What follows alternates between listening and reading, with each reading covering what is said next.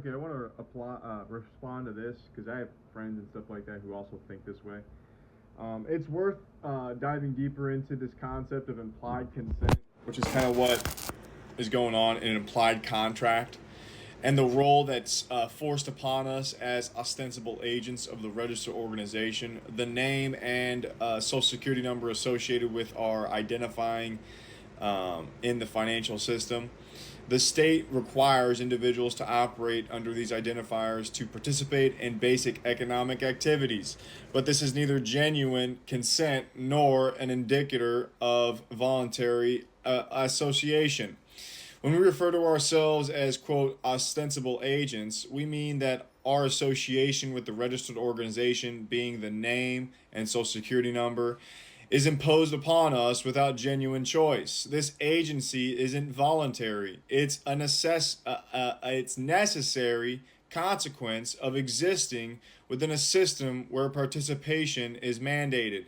The government essentially compels us to act on behalf of a legal entity tied to our personal identifiers, treating us as if we are bound by an implied contractual obligation.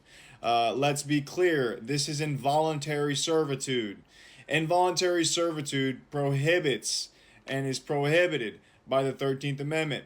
Occurs when one is forced to perform services or assume roles against their will.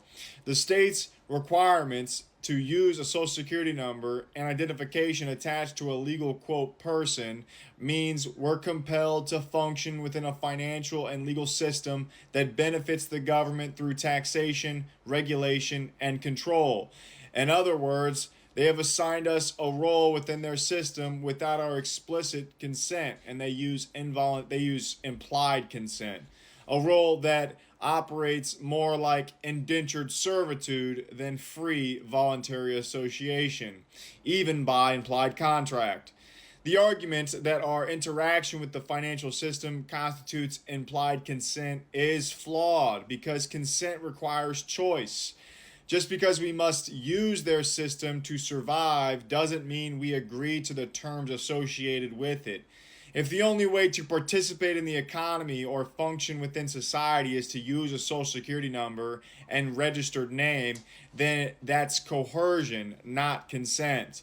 Imagine if someone put a gun to your head and said, "Work for me or face severe consequences." You might comply, but you wouldn't call that consent or agreement.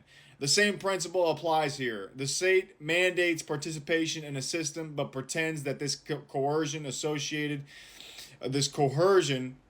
and coerced association implies voluntary acceptance of all accompanying regulations and limitations on our freedoms.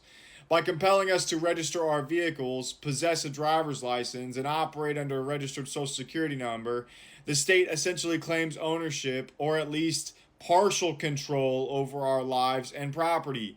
This type of control infringes upon the fundamental rights to liberty and property. The financial and legal systems turn us into de facto agents acting on behalf of a corporate identity that the government can regulate, tax, and penalize. This arrangement raises serious constitutional concerns. The Overton window has shifted to the point where people view these institutions as normal, even necessary. Historically, the founders intended for individual sovereignty to remain intact. The government's overreach through these mechanisms of ostensible agency contradict the very idea of personal liberty as established by the Constitution of the United States of America. The notion of implied consent is essentially contextual moral relativism.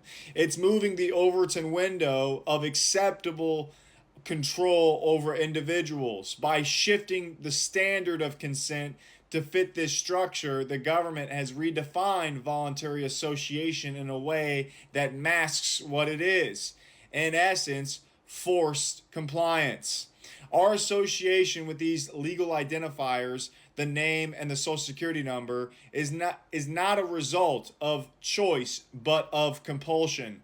The state created the entity tied to our identity and mandated that we operate within this framework if we wish to participate in society. They then turn around and claim that because we use this system, we somehow consent to all the limitations and obligations they impose. This circular reasoning does not equate to genuine consent. True liberty means the ability to determine our path without undue interference from the state. The government has no inherent right to compel individuals to act as agents for an entity they didn't voluntarily create. By imposing this system on us, the government breaches the very spirit of the Constitution. This is not about protecting society or ensuring order. It's about leveraging economic and social systems to control the populace. Under the Constitution's, rights are inalienable, meaning they cannot be surrendered, sold, transferred, or leaned upon.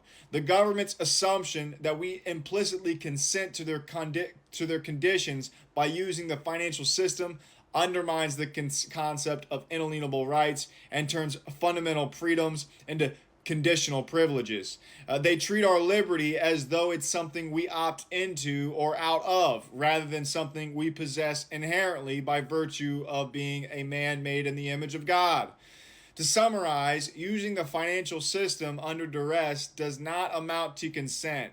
Coercing individuals into this role as ostensible agents for a registered identity tied to the state is a form of involuntary servitude, something explicitly condemned by the Constitution. This system cannot stand on claims of implied consent when that consent, at best, is a product of necessity and, at worst, a legal fiction maintained by force. This isn't about participating in the state's benefits. It's about a deeper principle: the right to act freely without being bound by forced associations that the government claims as consent.